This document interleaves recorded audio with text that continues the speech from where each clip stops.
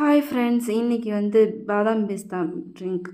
இது வந்து நம்ம ட்ரிங்க்காகவும் குடிக்கலாம் அண்டு நம்ம வந்து சாலட்டாகவும் செஞ்சு சாப்பிட்லாம். நான் இன்றைக்கி வந்து இதை வந்து ட்ரிங்க்காக கொடுக்கல, ஃப்ரூட் சாலட்டாக தான் கொடுக்க போகிறேன். ஸோ இதை எப்படி செய்கிறதுன்னு பார்க்கலாமா? இன்றைக்கி வந்து நான் வந்து ஒரு 1/2 லிட்டர் பால் நல்லா காய்ச்சி எடுத்துக்கிட்டேன். அதோட கொஞ்சம் பவுட்ரு வந்து தண்ணியில் கறந்து எடுத்துக்கிட்டேன்.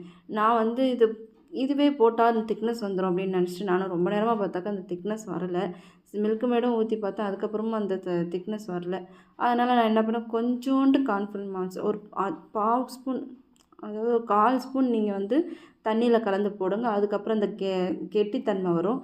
இந்த கெட்டித்தன்மை தான் க்ரீமியாக மாறி அதில் நமக்கு வந்து இந்த ஐஸ்கிரீம் ஃப்ளேவர் மாதிரி வரும். ஸோ அப்போ நல்லாயிருக்கும். நான் இந்த மாதிரி தான் செஞ்சு ஆற வச்சு அதுக்கப்புறம் ஃப்ரூட்ஸ்லாம் எடுத்துக்கிட்டேன். இதில் வந்து ஆப்பிள், மாதுளம்பழம், வாழைப்பழம், அன்னாச்சி பழம் இது 3த்தையும் இன்றைக்கி சேர்த்துருக்கேன். இதை 3 போட்டு தான் இன்றைக்கி ஃப்ரூட் சாலட் செஞ்சுருக்கேன். அண்ட் இது வந்து பிஸ்தா ஃப்ளேவருன்றதுனால டேஸ்ட்டு சூப்பராக இருந்தது. உண்மையாகவே ஒரு ஐஸ்கிரீம் சாப்பிட்ற ஃபீல் இருந்துச்சு எங்களுக்கு.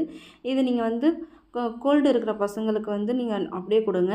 இல்லை கொஞ்சம் கூலிங்காக சாப்பிட்ணுன்னு நினைக்கிறாங்க அப்படின்னா கொஞ்சம் நேரம் ஃப்ரிட்ஜில் வச்சு எடுத்து கொடுங்க, இன்னும் சூப்பராக இருக்கும். இன்றைக்கி வந்து எங்கள் வீட்டில் குழந்தைங்களுக்கு வந்து நான் இது தான் செஞ்சு கொடுத்தேன்.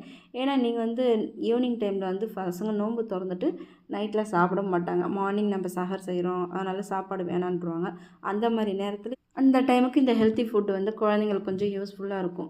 ஸோ நைட்டில் வந்து இந்த ஃப்ரூட்ஸ்லாம் சாப்பிட்றதுனால கொஞ்சம் ஹெல்த்தியாக தான் அவங்க ஃபீல் பண்ணுவாங்க. இந்த வீடியோ கண்டிப்பாக உங்களுக்கு பிடிச்சிருக்குன்னு நினைக்கிறேன். பிடிச்சிருந்தா லைக் அண்ட் ஷேர் பண்ணுங்கள். மறக்காம சேனலை சப்ஸ்கிரைப் பண்ணிக்கோங்க. மோர் வீடியோஸ்க்கு பேஜை ஃபாலோ பண்ணிக்கோங்க. தேங்க்ஸ் ஃபார் வாட்சிங்.